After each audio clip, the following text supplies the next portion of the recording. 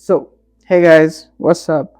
And welcome back to the channel JK World 035. And we are back with the series of book reading. The hard thing about hard things. So,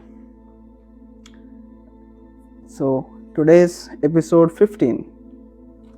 And topic is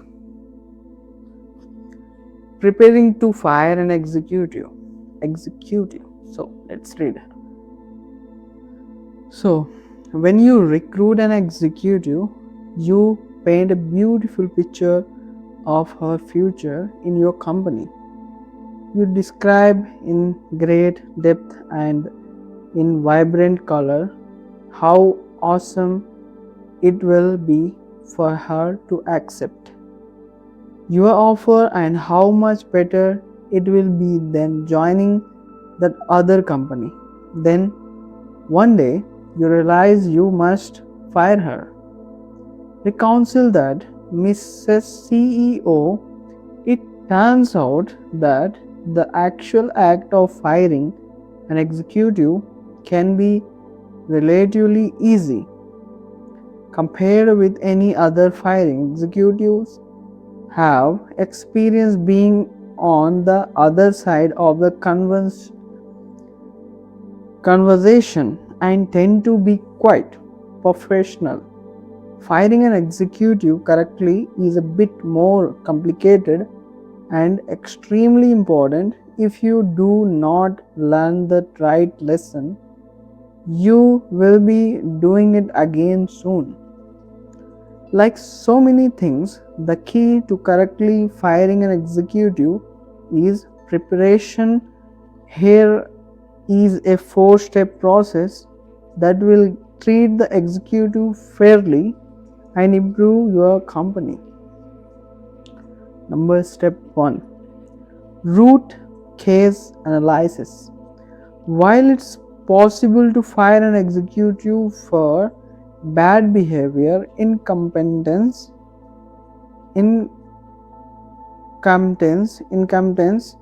or laziness, those cases are rare and relatively easy. Unfortunately, unless you have a horrible, deficient hiring process, those are probably not the reasons why you got to this point. At this level, almost every company screens for the proper skill set, motivation and track record.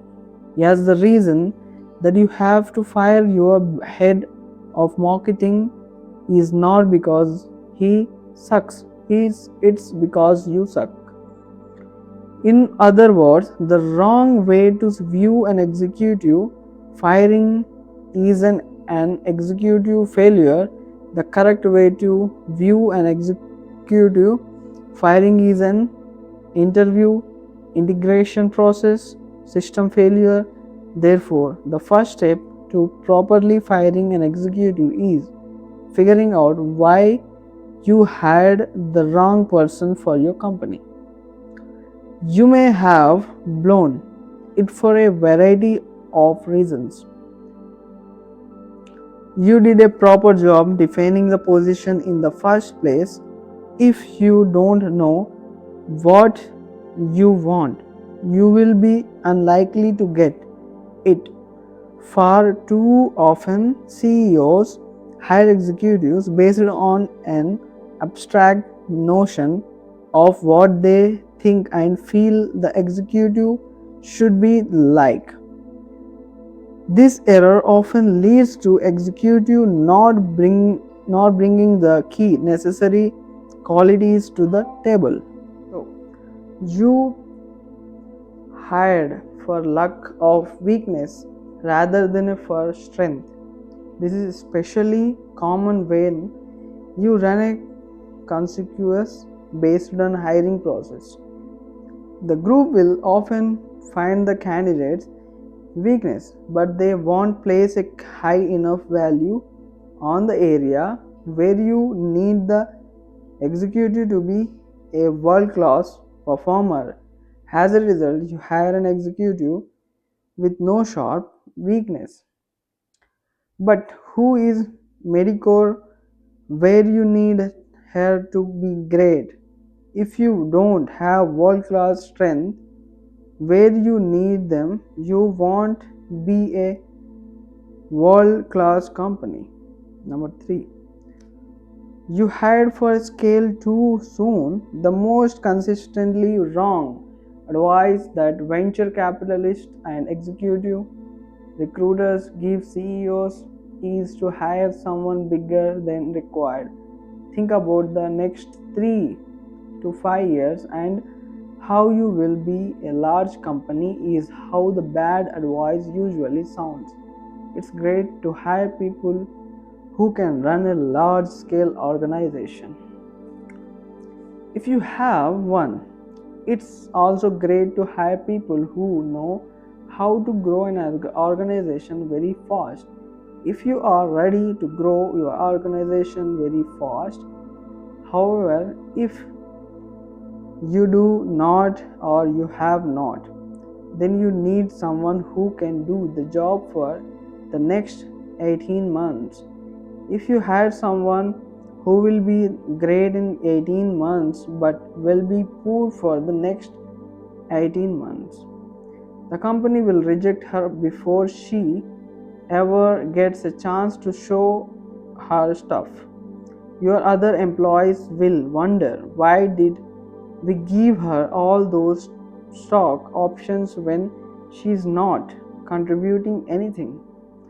Those kinds of questions are impossible to recover from. It turns out the venture capitalists and executive recruiters are not stupid. They just learned the wrong lessons from previous failure. To learn the right lesson, see the special case of scaling and the special case of fast growth and explained below. So you hired for the generic position. There is no such thing as a great CEO, a great head of marketing, or a great head of sales. There is only a great head of sales for your company for the next 12 to 24 months. That one position is not the same as the same position at Microsoft or Facebook. Don't look for the candidate out of central casting. This is not a movie. The executive had the wrong kind of ambition. In chapter 6, I will describe the difference between ambition for the company and the ambition for oneself. If an executive have the wrong kind of ambition, then dispute her skills, the company may reject her. You failed to integrate the executive. Bringing a new person into a company in an important role is difficult. Other employees will be quick to judge. Her expectation may be different from yours, and the job may be largely undefined.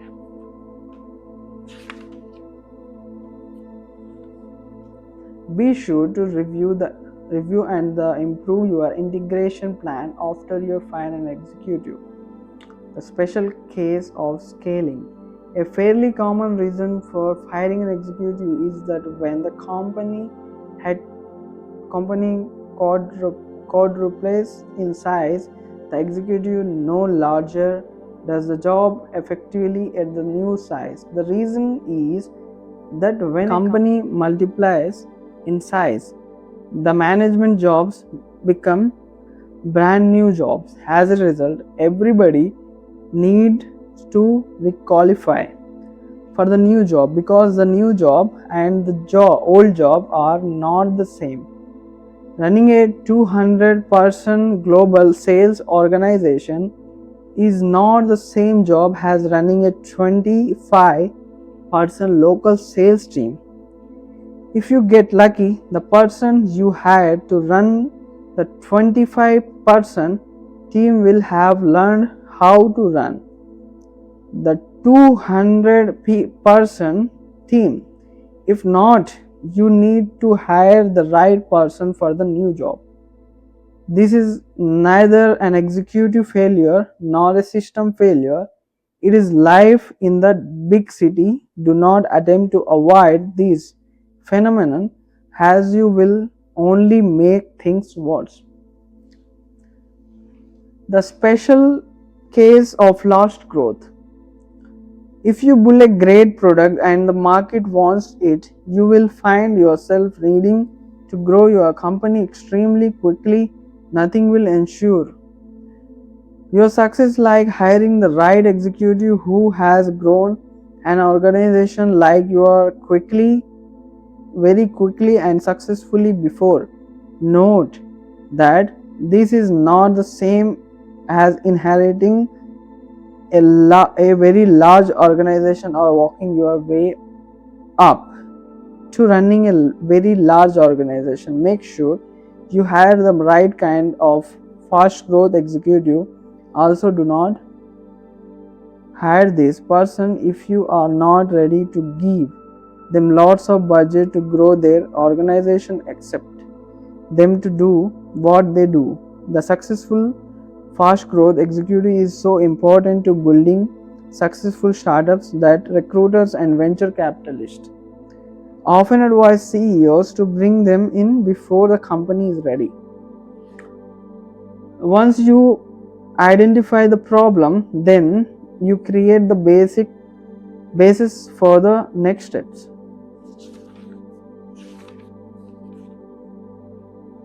Step 2. Informing the board.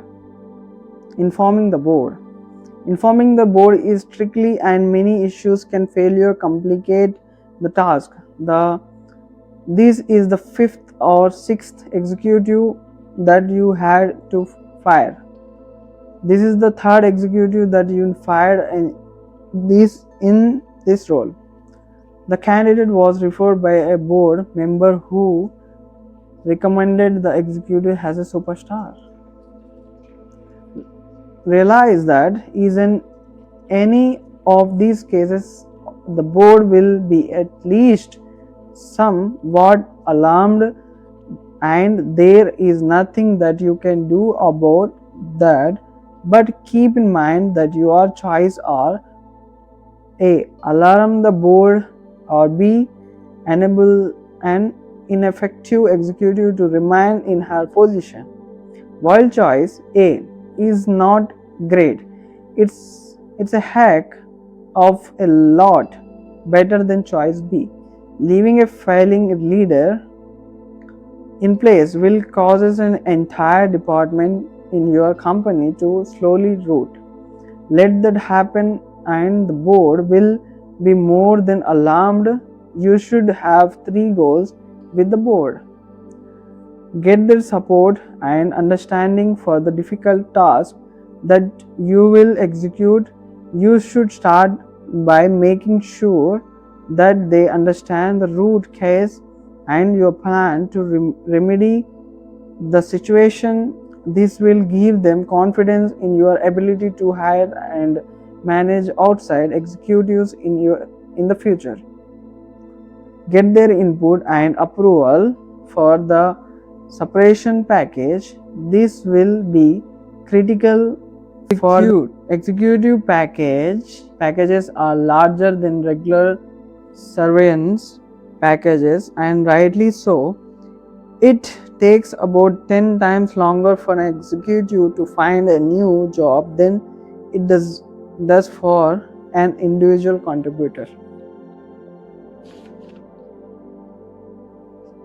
So, preserve the reputation of the fired executive. The failure was very likely a team effort, and it's best to portray it that way. You don't make yourself look good by trashing someone who worked for you. A mature approach to this issue will help keep the board confident in your ability to be CEO. It's also the fair and decent thing to do. Finally, firing an executive turns out to be a piece of news that handled better with individual phone call than in dramatic fashion during a board meeting. It takes a bit longer, but it's well worth the effort. Individual conversation will be particularly important if one of the board member introduces the executive to the company once everyone agrees. Individually, you can finalize the details in a board meeting or call. So, step 3, preparing for the conversation. After you know what went wrong and have informed the board, you should tell the executive as quickly as possible. In the preparation for the meeting, I recommended scripting or rehashing what you plan to say so that you do not misspeak.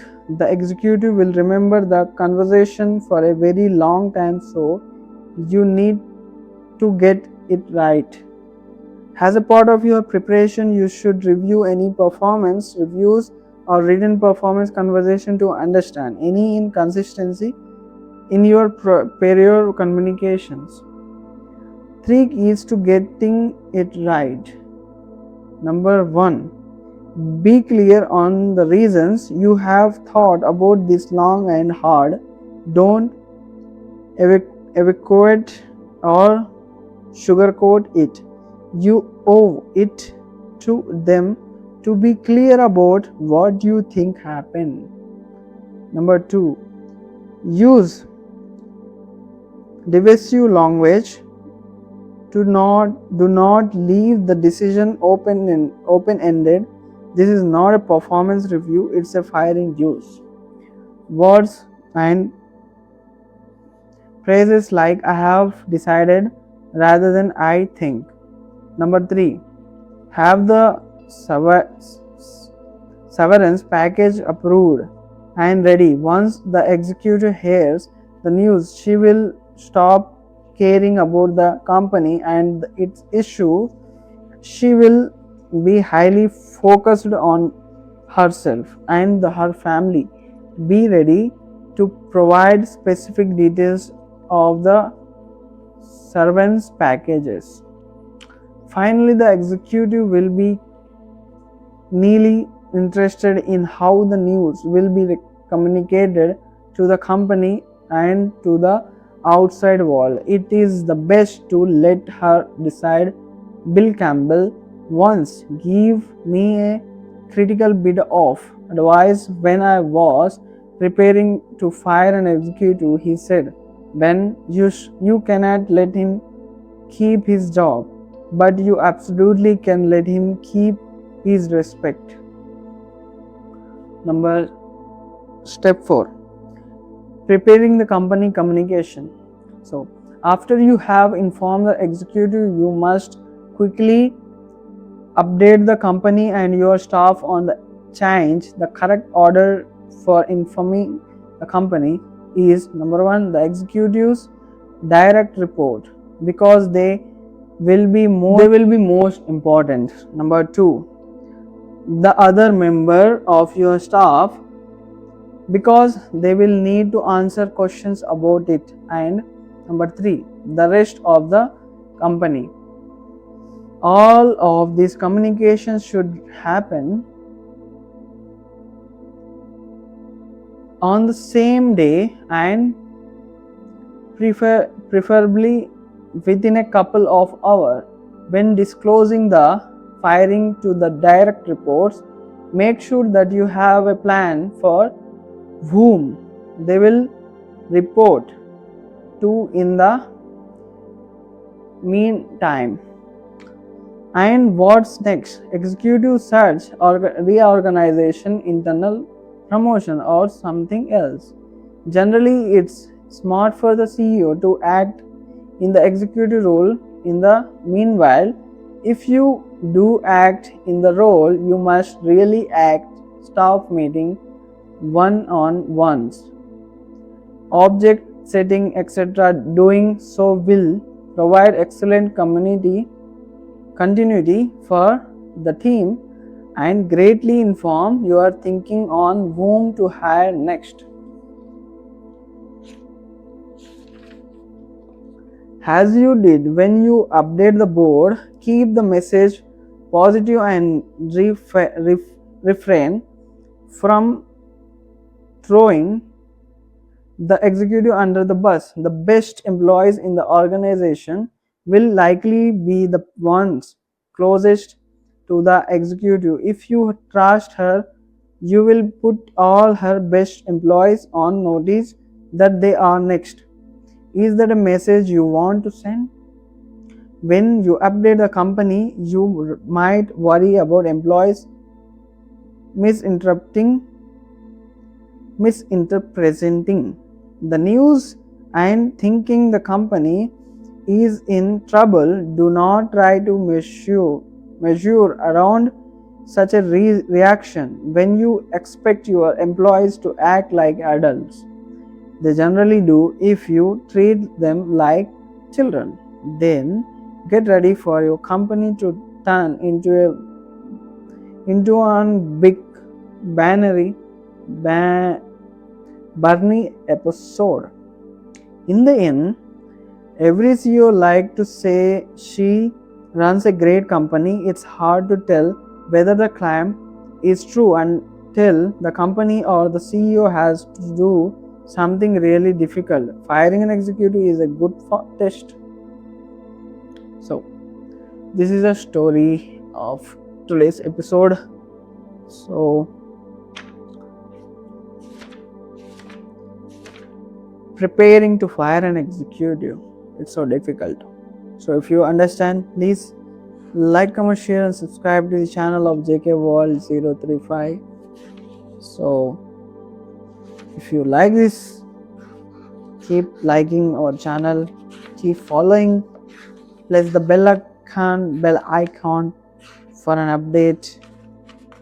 So bye bye guys and take care. Good day.